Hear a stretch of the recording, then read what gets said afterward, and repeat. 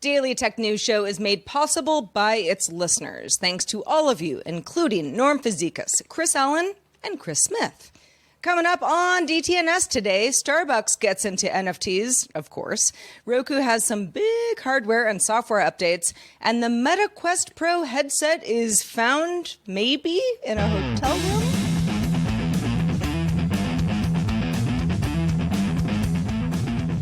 This is the Daily Tech News for Monday, September 12th, 2022. From Studio Redwood, I'm Sarah Lane. From lovely Cleveland, Ohio, I'm Rich Stroffolino. And I'm the show's producer, Roger Chang.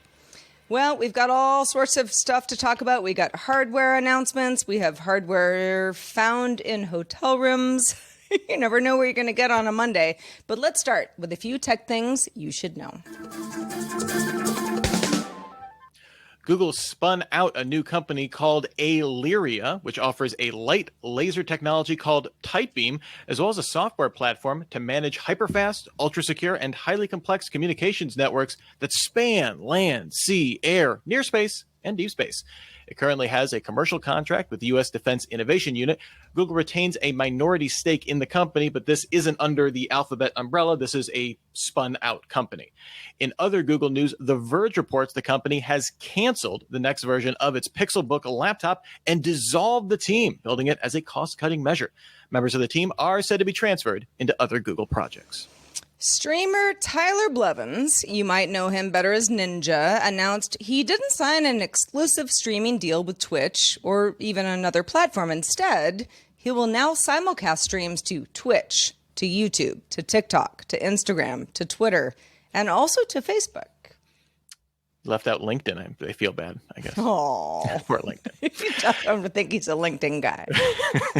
Ubisoft will bring 3 new mobile titles to Netflix subscribers. This includes a new Assassin's Creed mobile title, as well as sequels to Valiant Hearts and The Mighty Quest for Epic Loot. All 3 will be available in 2023.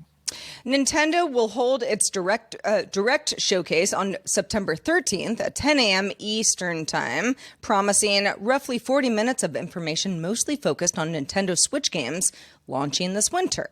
The event will stream on Nintendo's YouTube channel, except in the UK, as a mark of respect during this period of national mourning, says Nintendo. Ford Motor Company, which owns Lincoln Motor Company, has introduced the 2023 Ford Mustang Mach-E and 2023 Lincoln Corsair SUVs, which will be the first vehicles available with Ford Blue Cruise 1.2 and Lincoln Active Glide 1.2, both part of an upgraded package that will extend to other models eventually.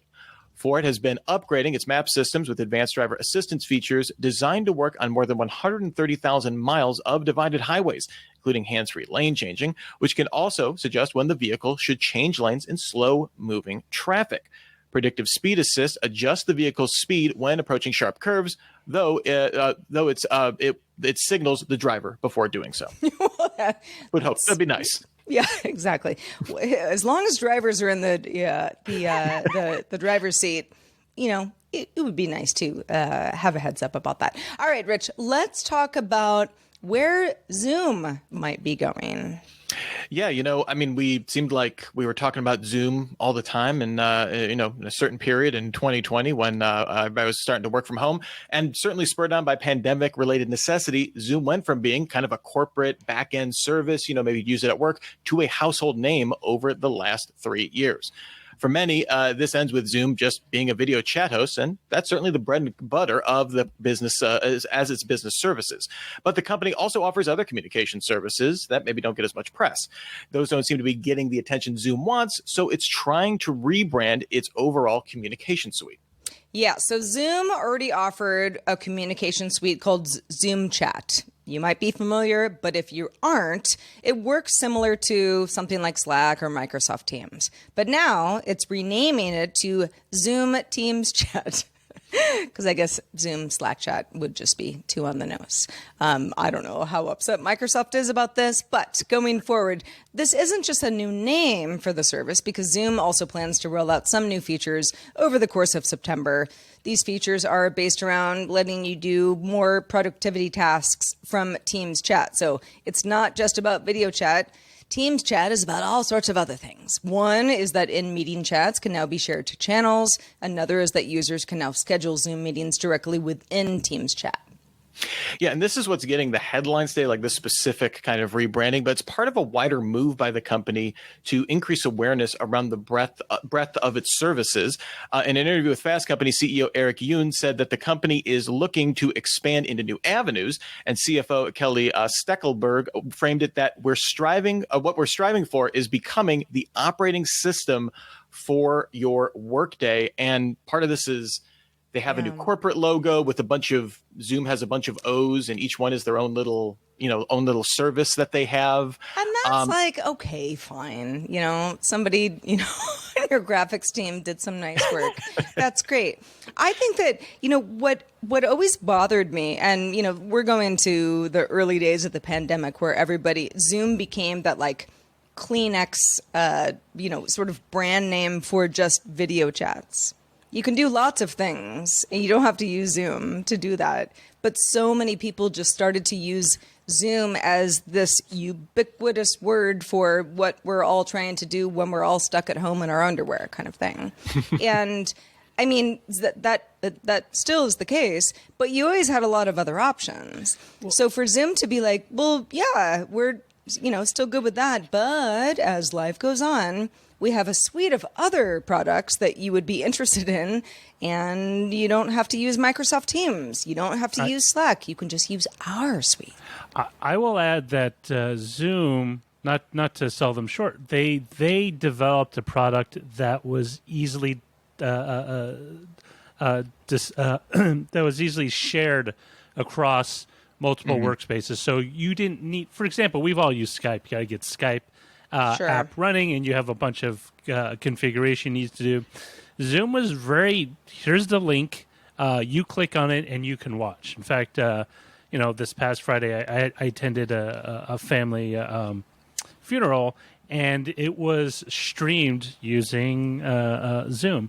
And so it was a very, very no-nonsense, very simple way to engage a bunch of people. But Zoom over the past, ever since the end of the last half of 2001, their growth rate in revenue has dipped considerably, and of course a lot of it has to do with the bump that you got with the pandemic. But they're definitely in a position where I think they think that they need to start cementing out their other products in people's minds, so that when the time comes, they have more to lean on instead of just this one product. Well, and it's interesting to talk about both Zoom and Skype, because back up until 2020, if you were talking about VoIP calling, usually you say, "Oh, I Skyped somebody" or something like that. It had that Kleenex level name recognition. But the simple fact is, as an enterprise service, Zoom has never pivoted to being a consumer service. They've offered some consumer but I think they already were one. They didn't have to pivot to be one. They just realized, people glommed onto one part of our, offering. Their monetization is still very much, we are an enterprise service. Everything else that we're going to be getting from a consumer level is peanuts compared to what we would be getting when we're talking about huge enterprise contracts and stuff like that. Right. So that name recognition, while it's great for them, I think they're realizing that doesn't save them from being the next Skype where, okay, yeah, everybody uses us for their free call for their family, but then they don't pay for it, or they only pay for the most basic plan. And every other competing service that offers either some sort of communication suite or some sort of video chat calling service has a variety of different, they can use all of those different pieces as funnels to more subscription services. Yeah. So you're talking about Microsoft Teams. You're talking about, Slack is now owned by Salesforce. That CRM is the biggest funnel ever to kind of going both ways. So they have a lot of now competition that they, the competitive landscape has changed where that name recognition is certainly valuable. But it doesn't make CTOs or CIOs sign contracts. I can't tell you how many Slack. Well, okay, there are only a few of them, but Slack channels that I'm in, we're not paying for anything. Well, that's the problem. Slack also pays. You get the notification every so often of well, you only have this many megabytes of onboard storage. It's it doesn't matter. We're just chatting throughout the day. It's all good. I feel like Slack and Teams, Microsoft Teams, just have that corporate infrastructure built into, That is what they're known for. Whether you want to use it or not, it's still what they're known for. Well, I would not have said before kind of looking at what it seems like Zoom is doing going forward that Zoom would have been in that same category, but the company obviously wants to be. Yeah. And I think, Rich, you kind of hit the nail on the head. There's very much a value add to the Slack and the Teams in that it's a suite of collaboration tools, plus this video conferencing that enables you to do all this stuff without necessarily jumping outside their particular ecosystem in order to do it.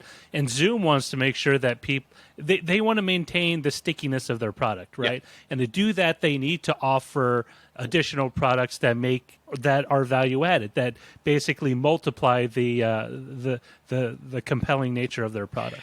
This is the problem that Slack fundamentally had, is that Microsoft could add Teams as a free add-on to something you were already going to pay for, and then all of a sudden they can start growing this huge market share, right? And that's I believe that's why they ended up getting bought. I mean, obviously it was a huge acquisition. People weren't shedding too many tears, but I think it was like $27 billion. But Zoom could be in that same position where there's a lot of other productivity ecosystems out there that can throw in video conferencing as that add-on. So having that as your only kind of funnel into their subscription system increasingly probably doesn't make a lot of sense. And that's probably, and that's certainly why I think that they are trying to see, hey, we have a lot of different avenues. We're an overall productivity suite. We want to be this operating system. I don't think that's, kind of going after Microsoft's lunch on a number of verbiage levels isn't an accident by any stretch of the imagination. Well, speaking of productivity suites, Roku is definitely in that market. But before we get to some software announcements, the company updated its entry-level streaming service, the $30 Roku Express. Set-top streaming box still only handles 1080p streams. It's okay for most people. You might want 4K, though. But it now supports dual-band Wi-Fi and includes more on-device storage. That will be a welcome addition to some folks. Available for pre-order now, shipping October 13th. Roku also released a new $130 Roku wireless base with 120 watts of peak power and ability to sync with the company's various soundbar and wireless speaker products, shipping November 7th. But on the software side, the company announced some significant upgrades coming with the release of OS 11.5. This is still coming down in the next couple of months, but they're letting us know some of the features now. This will see Roku trying to get into the short-form video game, or at least highlighting it on their platform. They're adding a new section called The Buzz, which contains short-form promotional content from various streaming channels. You may say, okay, what is that going to look like? Things like trailers, interviews, content clips, and you're going to be able to see like the channel information from where it's from, so you can save those channels or shows. If they show you a trailer for something, you say, oh, let me save that. I want to watch that later. Give you a little interactivity to stuff you might already be watching on YouTube or something like that. Yeah, so the Roku OS, the new one, is also looking to revamp the what to watch screen. So if you're a Roku user, you'll get a continue watch option that supports content on the Roku channel, Netflix, HBO Max, Paramount Plus. Also adds a revamped save lists, which used to be limited to the Roku channel, but will now support platform-wide content. So you have a little bit more options as a person who loves good content. This could also be used to save content currently available for purchase or rent, and then see when it hits a streaming service. So then you can jump on that. The OS also adds a new live TV guide on its mobile app Remote, which will aggregate content from the Roku channel, over-the-air content from a connected tuner, ad-supported video-on-demand channels, and premium subscription channels launched from its subscription platform. So you kind of have to be within that ecosystem. It can't be stuff you're subscribed to otherwise. But a lot of updates coming to kind of cement Roku as this major aggregator for all your streaming needs here. Now, Sarah, you're not a Roku user. Does any of this make you kind of want to jump ship? What? No. So most of all media that I consume goes through Plex, through a variety of media servers. And Plex has kind of not... Plex and Roku are not the same thing because you don't subscribe to Plex. These are media servers that, exist otherwise that are going through this particular, kind of way to make it pretty and, look nice and be able to look for things. Roku, I used to use back in the day when HBO, was it HBO Now, or it was HBO Now that was only available on Roku before it was available on Apple TV, right? Okay. I have that right? Anyway, so back in the day, there was a need for me to use Roku. And I kind of went back and forth. Over time, I just kind of went to Apple TV. I felt like that was, the platform that I needed. But going back to the Plex thing, Plex also does a lot of the stuff like Plex's top picks or, getting into Plex tonight type thing. And it's all designed to, and I think Roku is doing the same thing, taking care of the consumer who's like, well, okay, I have this. What do I watch? What's here? If I know what I want to watch, then that's, that's already been answered. But if you don't, to have a little bit of a curated thing, I think most companies are doing this, and that seems like what Roku is doing. Yeah, there's some interesting moves. I am a Roku user. I have a TCL TV that I love the interface. I think it works really well, but I never ever use the what to watch screen. I'm mostly just like, I know exactly what I kind of want to jump into, or I don't think... you kind of go past that stuff. Well, I don't think that's going to be a place. I think that's going to be like the YouTube Explore page where I'm going to be like, oh, like this is maybe some like stuff. I'm like, the first time I'm served something I don't want to watch is like, I will never click on that again, right? So the fact that this could, what really is interesting to me is the save list, where there are so many times where it's like, oh, there's a show I want to watch. I don't know if I want to subscribe to this yet, but like, when you finish a series, you can kind of check back on what you want to watch and go back to that and say, oh, it either changed streaming providers, or it was something that I had to buy outright, and now I can kind of add that. It's already part of another service that I'm paying for. Like, I've thought for a while that Roku has not leaned heavily enough on its ability to be an aggregator. Even though it is getting into content, it still kind of has a unique position in the market. And these seem to be like them, like, okay, we need to step on that gas. And I would add, this is not unlike what Google has done with Google TV as they transition away from Android TV to Google TV. One of the first things you notice is there's a section on the screen that literally shows you what's coming up next, even on services you don't yet or haven't subscribed or installed the app for. Well, that's how they get you. Yeah. Well, this is the idea: is that hey, by doing this, Roku, like what Rich was saying, Roku OS isn't just the dongle. It isn't just the box you buy as a stocking stuffer. It's built into a number of smart TVs. My parents have one, and it's really simple to set up. And once you do, it carries with that account. So as long as you use that same account, it will have all the same stuff on it. And so I see it as just a way to kind of make it more engaging and make it more valuable for other apps. So, hey, don't want to make sure you make your app compatible with our OS, because there's plenty of people who want to watch it. And we have this way to kind of get people hooked up on your brand new service that maybe you haven't told them yet, but we can tell them, hey, Game of Thrones is on. Even though you don't have HBO Max, maybe you should subscribe and you can watch it. House of the Dragon, Roger. House of the Dragon. Hey, listen, there's but all kidding aside, the more we talk about this, the more I'm like, oh, Roku is the new Plex server. That's what they're doing. It's just that they also sell you hardware and, some kind of Roku specific stuff. But for anybody who's like, and I think that's what we're talking about now. It's like, well, I've got Netflix, I have HBO Max, I might have Disney Plus, Paramount Plus, variety of other things. Where does it all consolidate into one place that makes sense for Roger's parents? This is a good one. Yeah, and it's a turnkey solution. I mean, Plex isn't hard to use, but it's a little more involved than my parents just turning on the TV and they're instantly presented with all that information. Exactly. Well, if you have thoughts on anything that we've talked about thus far on this show, you probably have thoughts about media servers because we know you. Join the conversation in our Discord, which you can join by linking to a Patreon account at patreon.com/DTNS.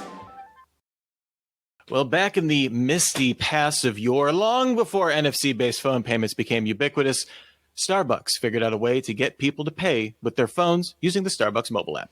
Part of this was convenience. Starbucks' barcode scanning payments got you through your drive-thru order just a little bit faster. But another big part of it was the company's rewards program, giving customers points to earn stars to help feed their coffee and snack habits. You can get just all sorts of free goodies if you're a daily drive-through user. You're getting some free stuff at some point. So any change to that rewards program is going to be big news for coffee devotees. Yeah, and Starbucks was really at the forefront, especially during the pandemic, of saying, you know what, just order something ahead of time, come on in, no contact, we are good. So with that in mind, Starbucks will open a wait list for something called Starbucks Odyssey on September 12th, combining its Starbucks reward program, which is quite popular, with an NFT platform on the Polygon blockchain. This will build on its existing rewards program using its existing logins. So if you're like, NFTs, crypto, I don't know, you don't actually have to do anything, and that's sort of the point. Starbucks eventually wants to deeply integrate the two. However, it is intentionally keeping mention of Web3, which a lot of people either don't understand or find to be, a little bit daunting, far away from the customer experience that it already has with Odyssey. So kind of how this will work is logging into the Odyssey web app will let users play either interactive games or do challenges to earn NFTs dubbed journey stamps. Limited edition NFTs will be available for purchase using a standard credit card, so no crypto wallet required, Phil Collins style. These stamps can be sold on a marketplace in the app, with a portion of proceeds donated to causes chosen by Starbucks employees and customers. We don't know the percentage or much details about that. No details available as we go on here. Collecting stamps will gain points, kind of similar to you get points for buying stuff. You buy NFTs, you get points, which can be used to unlock exclusive benefits, not just like free stuff in store. However, these are things like they were talking about virtual classes, unique merch, and even special event access. Yeah, so I am a person who doesn't go to a Starbucks all that often. So my first reaction was like, well, so like what kind of perks? Well, a lot of this still being figured out, such as which challenges the company is going to set up for, what kind of customers, as well as the price, quantity of initial limited NFTs, and who gets what. Do you pay for it outright? Do you just buy enough fraps and then get an NFT? The company plans to launch Odyssey later this year for people on the wait list, so you can sign up now, before a full public launch next year. But I feel like there are a lot of questions still to be answered, Rich. Yeah, and Roger, just in our prep for this, you asked the most pertinent question, like what does the blockchain do for Starbucks that they weren't already doing on their rewards program? And obviously Starbucks has an answer to this. If they wanted to make a big NFT splash, they would have launched this like the day after the Super Bowl, which was like the peak NFT crypto watermark for that we've like before kind of the crypto winter that we're in right now. But they waited to like almost the low point of the market to kind of wade into these waters when people would perhaps be at their most skeptical. So I mean, clearly they have an answer to this. What I think is an interesting element to this is it almost taps into Starbucks as this like lifestyle brand. Like there are people that like, I have to go to the Starbucks every single day. It's, like just the way that like Dunkin' or it's part of your morning commute. Which is why their loyalty program on the app has been so successful. You could argue that Starbucks was kind of ahead of the curve on a lot of the stuff. The fact that the company is like, okay, we have all these people who are using our app on a daily basis. They love, you buy 4 coffees, then maybe you get a mug or a sandwich or whatever afterwards, whatever that is. The NFT version of this to introduce more kind of lifestyle experiences, this is where sometimes they lose me because I'm like, well, but like what? What is the lifestyle experience besides like a free coffee? I mean, is there a back end thing where they're essentially offloading some of the rewards management onto a blockchain run by a Polygon, so that they don't necessarily have to. They don't, but it's like, but if it's not a hit with customers, they're not gonna I'm trying to. Is there a thing where people double dip on Starbucks rewards that they want to avoid by issuing NFTs, or Because as so. Rich was saying, I think they're trying to be. I think they're just trying to, look outside the box. Starbucks has this depending on where you live, they have a chain of kind of high-end Starbucks places called Starbucks Reserve. And I used to live pretty close to one. It was nice. It felt like kind of like almost a nightclub more than, your standard Starbucks on the corner. And I could see where there's a certain amount of clientele who would be interested in maybe having a sommelier come in one night, and you get to be part of a exclusive group who's there, and because that's the NFT that you have. I can see that, but I feel like that's pretty few and far between for Starbucks in general. Well, I will say, I feel like one of the reasons they waited on this one, obviously they wanted to make sure this wouldn't, kind of all of our points. They don't want to mess up the rewards program. That's like a golden goose for them. They don't want to mess that up. But the other element that I think they were waiting for is for there to be, kind of the early question with NFTs, like, what do you do with this? Like, you just put it up on your monitor or something like that.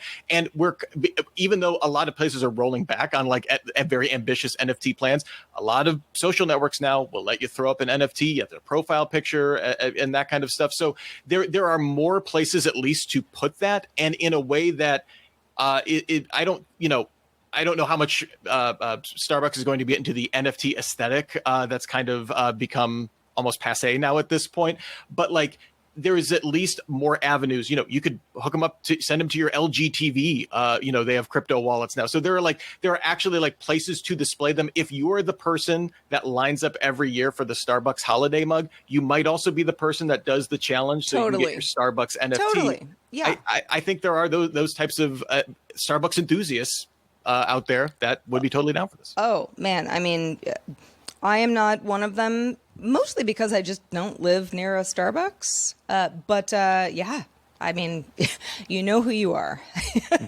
And we would love to know a little bit more about, if you're kind of like, listen, I go to Starbucks enough that I get rewards, and I'm really into this new loyalty program that might, give me some, some extra perks via NFT that I hadn't had before. Please do let us know. feedback@dailytechnewsshow.com. All right, so we might have just gotten a view of Meta's next generation Quest headset, courtesy of Facebook post Ramiro Cardenas. Now, this is a little potentially sus, but hear me out. He posted pictures of multiple devices left in a hotel room labeled as engineering samples. Okay. Pictures show a black headset with 3 cameras on the front, new circular controllers with packaging showing the name MetaQuest Pro. Seems pretty legit, right? Equipment looks similar to a leaked Meta instructional video. However, we have no comment from Meta. The device wasn't shown powered on, and it's hard to say if this is a real thing or some sort of stunt of some kind. Cardenas says that the room's occupant later claimed the headsets. So there's that. How great would it be if the person that left this in the hotel room was the same person that left that iPhone in That's that bar? what I was thinking. It was the iPhone 4, right? Like it was like, some years ago it was like, oh man, after all of this, some idiot just left an iPhone in a bar, and now we all know what it looks like. I am just not convinced that these things are not all stunts. Come on. And as much as we all love, we love the leaked renders that get out there. We love, we got the leaked photos. This does not tell us anything that we haven't already. It's either seen in leaks or in the weird blurry promo video that Facebook itself or Meta itself put out there for this headset. Like, it doesn't tell us anything new about the capabilities. Doesn't tell us anything new about the hardware. If they sent it to iFixit and they tore it down and we got all sorts of inside SoCs and stuff, I'd be excited. This to me, even if this is legit, I am very skeptical. I'm surprised it got the amount of run that it did, other than like the hotel room aspect is the notable thing about this. It's not like we have a picture of it. Listen, I've left all sorts of things in hotel rooms. You're trying to make a flight. It happens. That said, this just seems a little too perfect to get a lot of buzz on a Monday. But let's go to the mailbag because you always send us lots of great stuff. This one comes from Paul, and this was in response to our conversation yesterday following Apple's new announcement about the Apple Watch Plus? Apple Watch Ultra. Yeah. Obviously, I haven't bought one, so I don't know. Paul says, I'm an Apple Watch user, been one since the beginning, but also a pretty hardcore runner. So I kept using a Garmin until the Nike Apple Watch with GPS, and that was good enough in 99% of the cases. With the Series 4, talking about the Apple Watch, I bought the fancy stainless steel, expensive version watch to wear every day, and then a new Nike Series 4 to use for running. But a few years ago, I fell on a run, shattered against a curb. Since then, I've been using that stainless steel watch for running, and it's been fine. Though at this point, running a full marathon would pretty much drain the entire battery. But like others, I've been hoping that the new watch would be a new style. I was mentally prepared to spend a bunch of cash and get a new high-end version of the watch for my everyday use, and then retire my old fancy watch to just be for running. Paul says, ironically, the Ultra has flipped this plan upside down for me because I pretty much entirely ordered the Ultra to be my new running watch, and I'm looking forward to putting the fancy band back on and just using my stainless steel and using it as my everyday wear watch. The Ultra may be expensive, says Paul, but a new version of the stainless steel watch starts at the same price. Comes in a cheaper version than some of the high-end Garmin's. Those can run as high as $1,500. This is what I needed to hear. Paul, thank you so much for writing in, because this is one of the few tech products that I can't visualize myself using. It's just not for my needs. So I love hearing the runner's use case for this. And I'm so sorry you broke your watch. That makes me very sad. I know. Bummer. But whoa, Otis. Sorry about that.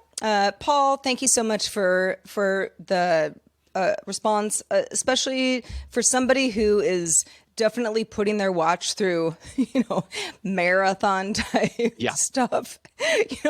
I don't know, Rich, how many marathons you're running these days, but I'm not running very many. So I definitely try to kind of push my Apple Watch to its fullest, but at the same time, just knowing what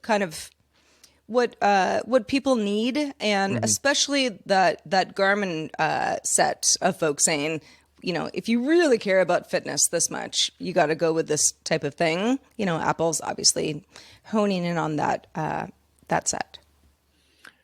Well, thank you so much, Paul, for the email, and thanks to our brand new bosses, Alex, Eric, and James, who just started backing us on Patreon. Woo! Thank you, Alex. Thank you, Eric. Thank you, James. Thank you, James. We love to get new patrons. Thank you so much for everybody who joined us over the weekend and everybody who supports us. Speaking of patrons, stick around for the extended show, Good Day Internet, which we roll into right after we wrap up DTNS. But just a reminder, if you'd like to catch the show live, audio or video, Monday through Friday at 4 p.m. Eastern, 2000 UTC, that's where you can find more about dailytechnewsshow.com/live. We'll be back tomorrow talking big summer game news with IGN's Max Scoville. Talk to you then.